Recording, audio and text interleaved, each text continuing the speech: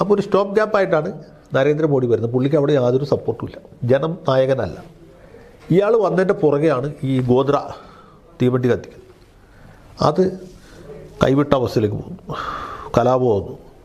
നരേന്ദ്രമോദി ശ്രമിക്കുന്നത് കലാപം തടയാനാണ്. പക്ഷേ പുള്ളി വിചാരിച്ചാലും നിൽക്കില്ല.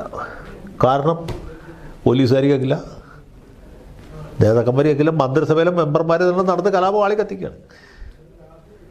ഇതിൻ്റെ പ്രധാന ആസൂത്രകൻ പ്രവീൺ ഭായ് തൊഗാഡിയ ആയിരുന്നു.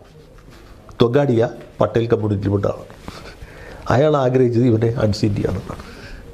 VHP-കാരാണ് നടത്തിയത്, ഇവൻ RSS അല്ല. വിശ്വ ഹിന്ദു പരിഷത്തിൻ്റെ അനിഷേധ്യ നേതാവ് പ്രവീൺ തൊഗാഡിയാണ്.